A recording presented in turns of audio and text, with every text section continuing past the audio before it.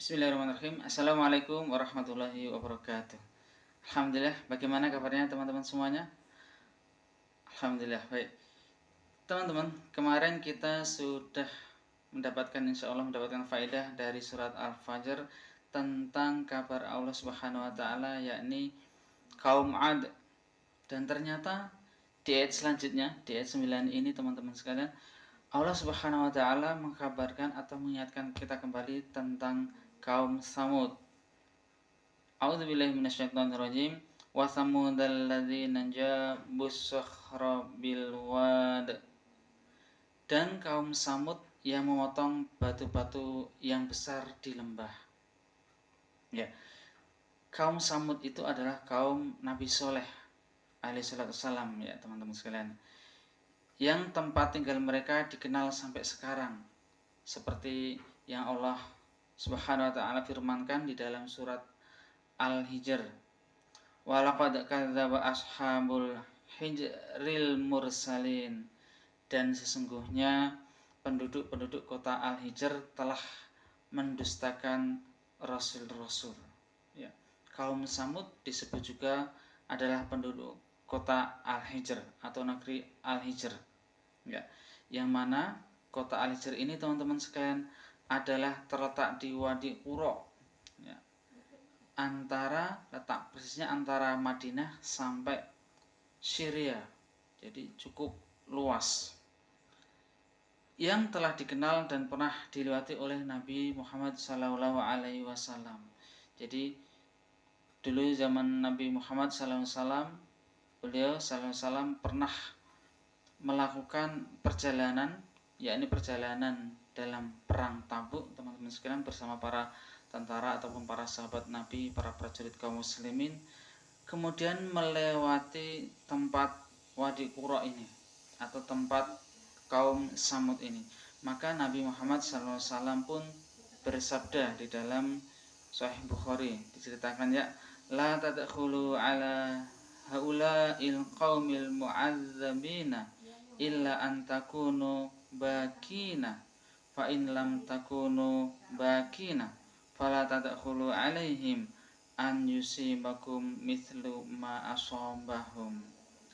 Nabi bersabda, janganlah kalian memasuki wilayah kaum Samud ini kecuali dalam keadaan menangis.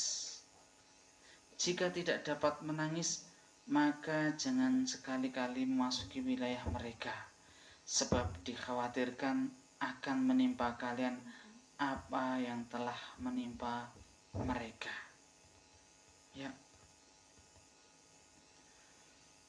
Nabi melewati tempat ini teman-teman sekalian dengan berjalan yang cukup cepat dan menutupi kepalanya dengan bersabda tersebut, yakni dikhawatirkan akan menimpa kalian apa yang telah menimpa mereka.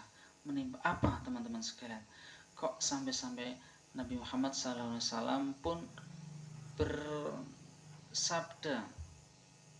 ataupun merasa khawatir akan menimpa kepada para sahabatnya saat itu, dan tentu saja juga kepada kita semua.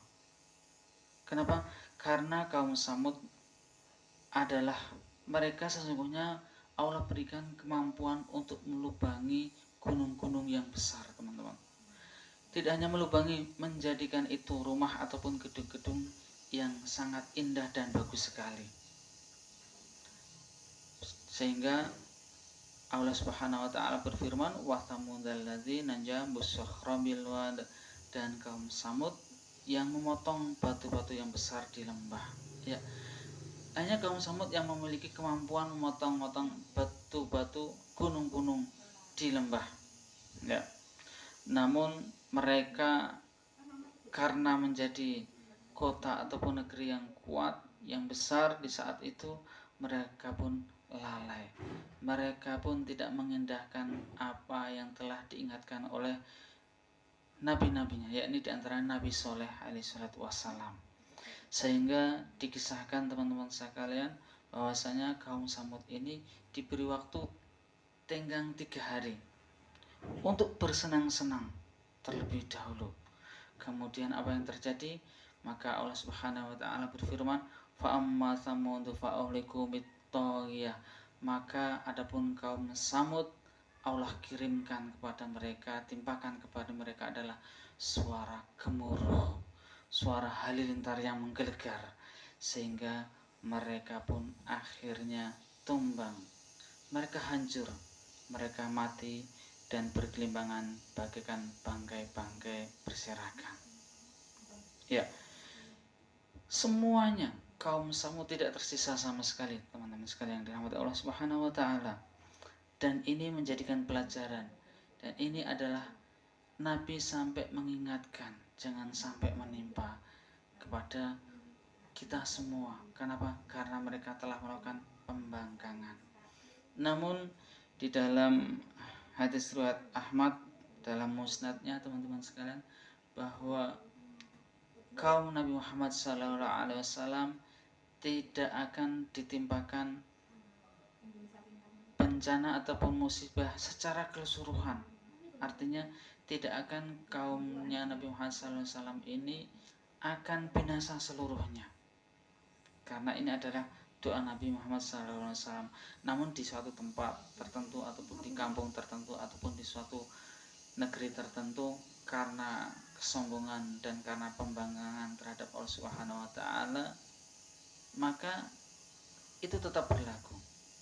Nah, dan juga teman-teman sekalian yang dirahmati Allah Subhanahu wa taala, para ulama mengingatkan supaya kita berhati-hati, karena kehancuran ataupun kebinasaan itu tidak semerta-merta datang berupa fenomena-fenomena alam saja, namun juga bisa terjadi karena permusuhan, peperangan di antara umat Nabi Muhammad SAW ataupun di antara bangsa-bangsa di zaman Nabi Muhammad SAW, di zaman setelah Rasulullah SAW diutus sampai akhir zaman nanti.